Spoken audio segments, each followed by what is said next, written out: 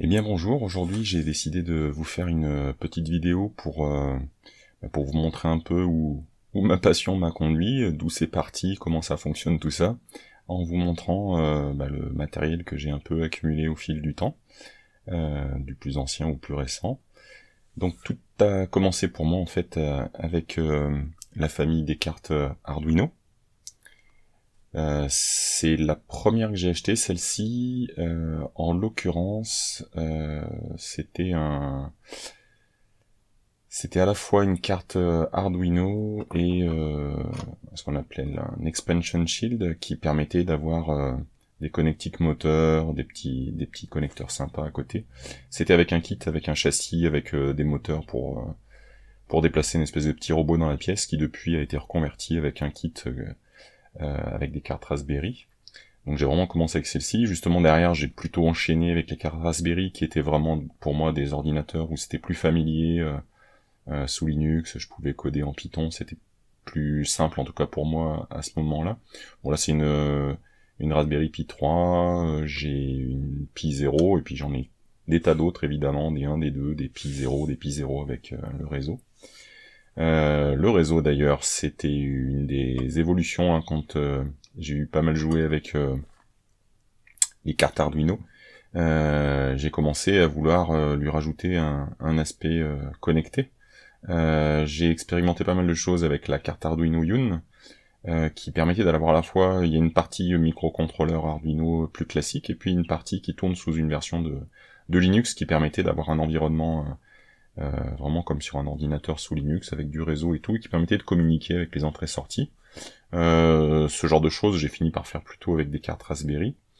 Dans le même temps, j'avais expérimenté le fait que sur les cartes Arduino, il y avait beaucoup de montage à l'époque qui permettait de rajouter des petites cartes, alors j'en ai pas ici, des petites cartes qui permettaient de rajouter le Bluetooth, et assez rapidement, des cartes basées sur les ESP 8266 qui permettaient à la fois d'avoir le réseau, et au final, qui permettaient d'avoir simplement un microcontrôleur qui faisait à la fois la gestion des entrées-sorties et la couche réseau. Là, celle-ci est la plus récente, c'est un ESP32, une évolution. Hein. Celle-ci toujours codée en C dans un environnement de type Arduino. Ensuite, qu'est-ce que j'ai expérimenté? Ensuite, j'ai assez rapidement basculé sur des cartes peut-être plus simples, mais qui, pour moi, ont vraiment intensifié ce que je faisais en apprentissage électronique, et puis surtout avec Mixtin, avec les enfants, mais pour moi aussi. C'est la carte Microbit, qui est vraiment une carte que je conseille à tout le monde, même à des électroniciens confirmés. C'est toujours sympa, cette petite carte, avec pas mal d'entrées-sorties, les petites LED, les boutons... un environnement à la fois de type bloc graphique, un peu à la Scratch, avec tous les environnements MakeCode, et puis bien sûr toute la partie micro-Python. Donc là j'en ai aussi bien sûr avec des petites décos autour pour les protéger. J'en ai vraiment acheté pas mal des cartes de ce type-là.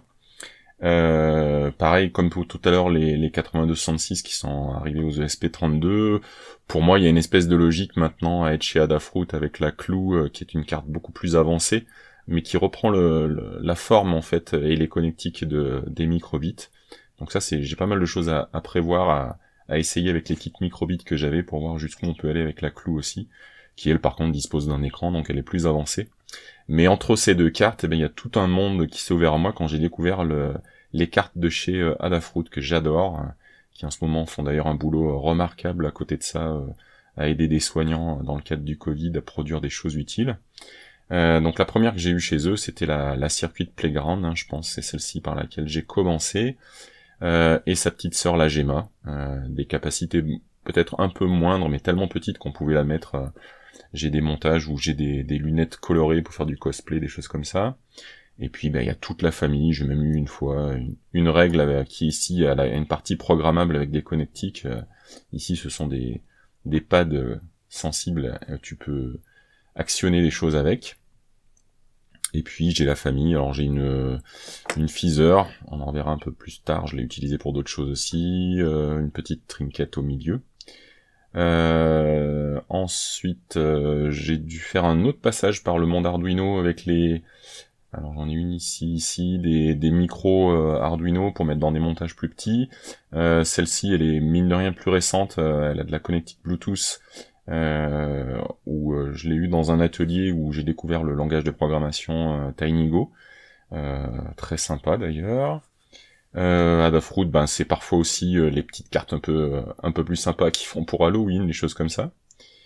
Ensuite, qu'est-ce qu'il y a eu? Ah bah, entre-temps, j'ai découvert Radomir, monsieur Deschipou, sur internet, avec ses cartes Piu Piu. Donc celle-ci, c'est une carte en extension sur une carte Feezer. Juste quelques boutons, et puis une matrice de 8 par 8. Moi, je m'éclate vraiment avec des choses simples comme ça, mais on peut faire des choses très jolies quand même. Ça m'a conduit à la PyCon il y a un an à Bâle. La PyCon à Bâle, où j'ai aidé à un atelier. Donc là, même si c'est beaucoup plus gros, c'est le même type de choses. Hein. C'est une Piu Piu grand format qui servait de badge en fait qu'on pouvait accrocher. Et on s'est vraiment régalé à voir des informaticiens, des programmeurs Python chevronnés paniquer devant un petit bout de matériel. Donc n'ayez pas peur, ça ne mange pas. J'ai ensuite, ou peut-être pendant le même temps, commencé à expérimenter avec la PyGamer, qui est vraiment sympa. C'est une petite console. Donc pareil, en dessous, on retrouve tout ce qu'on peut avoir sur les cartes Feezer et autres de chez Adafruit. De la connectique pour faire d'autres montages. J'y ai rajouté du réseau à une époque. Une micro SD, la batterie, il y a du son, il y a tout un tas de choses. Et celle-ci, elle est intéressante parce qu'elle est programmable à la fois en C, dans un environnement Arduino, en circuit de Python bien sûr, et puis avec Arcade Make Code où vous pouvez développer avec un environnement par bloc graphique des petits jeux qui vont aller, une fois qu'ils ont été expérimentés sur le petit simulateur qui est livré, donc vous pouvez prêter vos jeux, les montrer à des amis directement par internet, mais vous pouvez les mettre sur du matériel, donc comme la PyGamer, ou cette carte aussi qui dispose d'une connectique semblable à la carte Microbit. C'est la Meobit de chez KittenBot, qui a vraiment un petit écran et les boutons pour être pile compatible avec la norme de Arcade Make Code. Donc ça c'est super sympa aussi à utiliser, à montrer qu'on peut passer d'un environnement simulé dans un navigateur internet à quelque chose de physique et de matériel. J'ai ensuite des choses un petit peu plus exotiques à côté comme la M5 Stack. J'ai pas fini d'expérimenter avec celle-ci, mais c'est pareil, on peut faire des choses très sympas à la fois en C et en circuit de Python avec. Plus destiné pour faire un peu plus d'IoT. Là, j'ai quelques projets de simulation, de petits ateliers, de petites usines comme ça, c'est rigolo.